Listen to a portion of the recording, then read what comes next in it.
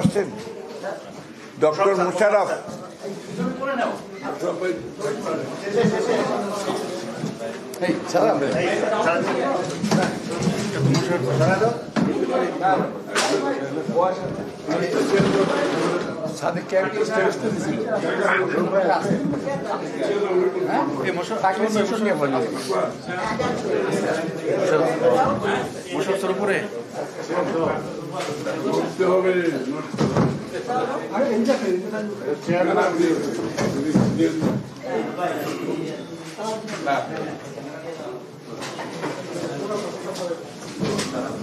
এই স্যার আসবে নাকি জিজ্ঞেস করো।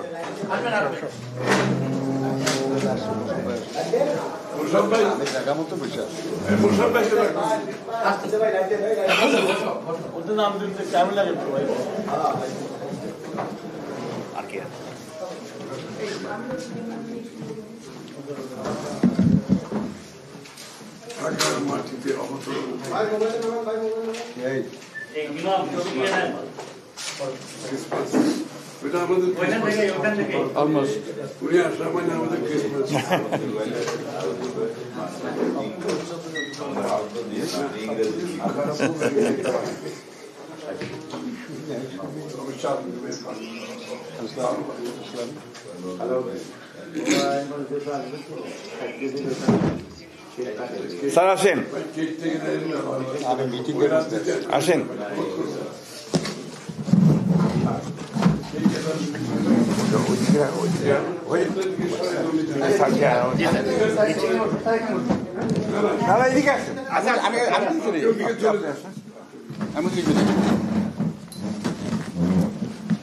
এই দেখে দেখো, এখনই তো পাগুলো অর্ধেক চলে গেছিল আপনার বাইরে।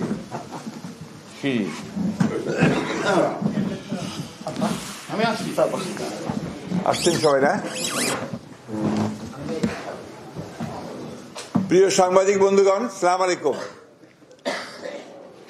আমি আপনাদের এখন যে বার্তা দেব, এই বার্তা শুধু আপনাদের জন্য নয়, সারা দেশের মানুষের জন্যই একটা স্বস্তির বার্তা নিয়ে আসবে। আমি আপনাদের অত্যন্ত আনন্দের সঙ্গে জানাচ্ছি যে আমাদের দলের ভারপ্রাপ্ত চেয়ারম্যান, আমাদের কোটি কোটি মানুষের সবচেয়ে প্রিয় মানুষ, যিনি দীর্ঘ প্রায় 18 বছর ধরে নির্বাসিত অবস্থায় রয়েছেন বিদেশে, এবং বিগত প্রায়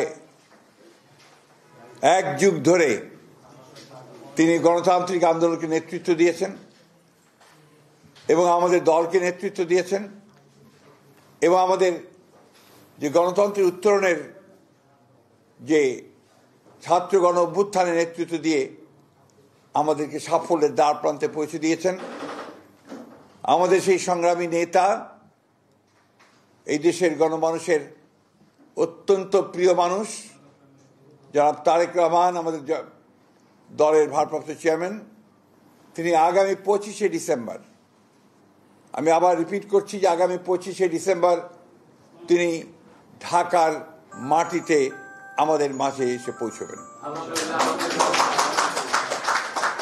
আমরা আমাদের দলের পক্ষ থেকে, সকলের পক্ষ থেকে আমরা তার এই আগমনকে শুধু স্বাগত নয়, আমরা আনন্দের সঙ্গে আমরা সমগ্র জাতিকে জানাতে চাইছি।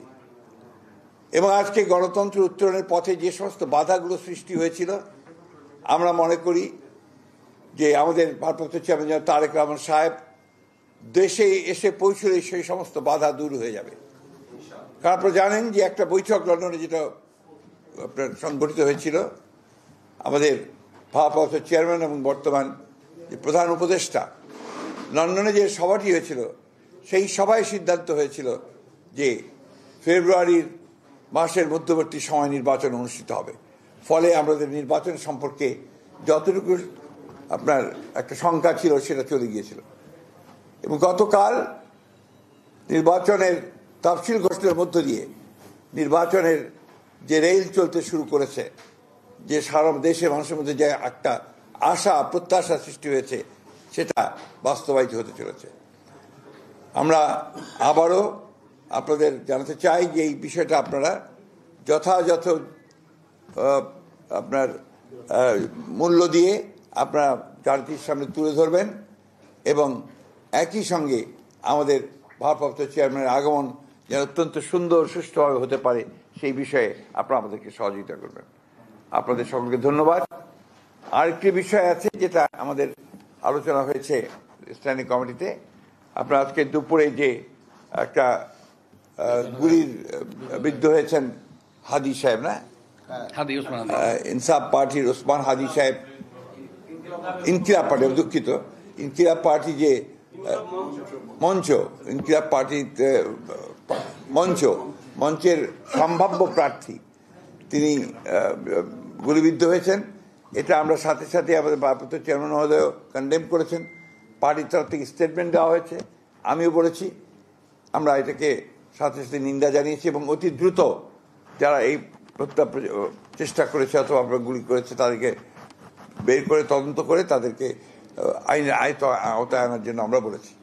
আমরা এই কথাও বলেছি যে ঘটনা থেকে প্রমাণিত হয় যে সমস্ত অপশক্তি এই দেশে নির্বাচনকে বানচাল করার জন্য, নির্বাচনটাকে যাতে না হয় তার সেই চেষ্টা করার জন্য যারা কাজ করছে তাদেরই একটা চক্রান্ত বলে আমরা এটাকে মনে করি। সেভাবে আমরা স্টেটমেন্টও দিয়েছি। এবং সব আরও দুর্ভাগ্য যে এটা না বলে আমি পারছি না যে আমাদের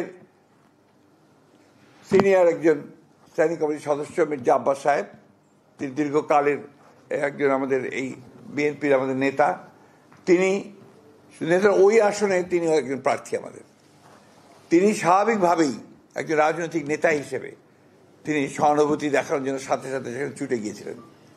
কিন্তু দুর্ভাগ্যক্রমে সেই দলের কিছু ব্যক্তি, কিছু সমর্থক, আরও কিছু আপনার চক্রান্তকারী তারা সেখানে সমবেত হয়ে উত্তেজনামূলক স্লোগান দেয় এবং এক পর্যায়ে তারা একটা মব সৃষ্টি করার চেষ্টা করে, যেটাকে আমরা তীব্র নিন্দা জানাচ্ছি এবং হুঁশিয়ার করে দিতে চাই আমরা সকল পক্ষকে। এই ধরনের আচরণ করতে গেলে বিএনপি বসে থাকবে না, বিএনপি তার জবাব সাথে সাথে দেবে। আমরা খুব পরিষ্কার করে বলতে চাই যে আমরা কোনো রকমের কোনো গোলযোগ চাই না, কোনো সন্ত্রাস চাই না, কিন্তু বিএনপির উপরে কোনো আঘাত আসলে বিএনপি কখনোই কিন্তু সেটাকে আপনার সহজভাবে নেবে না এবং তার কীভাবে জবাব দিতে হয় বিএনপি সেটা জানে।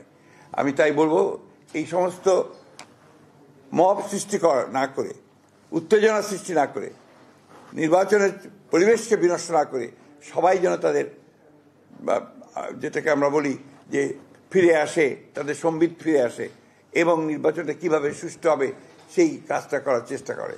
না হলে যেটা হবে সেটা হচ্ছে গণতন্ত্রের উত্তরের পথ ব্যাহত হবে, গণতন্ত্রের যাত্রা ব্যাহত হবে। আমি এই জন্য অনুরোধ করবো সকল মহলকে যে তারা যেন এই বিষয়টাকে অত্যন্ত গুরুত্ব দেয় এবং কোনো রকম উত্তেজনা সৃষ্টি না করে আপনার তারা কাজ করে। ধন্যবাদ।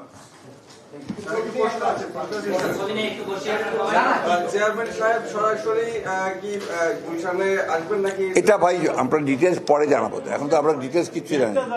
আমরা ডেট জানালাম এবং এটা আপনারা নিশ্চিত করলাম ইনশাআল্লাহ সবকিছু ঠিক থাকে।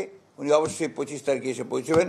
দিনটাও খুব ভালো, বড়দিনের ছুটি আছে, চমৎকার একটা দিন, ইনশাআল্লাহ সেদিন তিনি এসে পৌঁছবেন।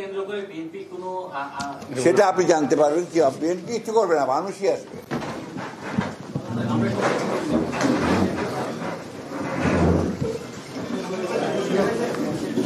পড়ে যান স্যার, প্লিজ এই জায়গাটা একটু আপনি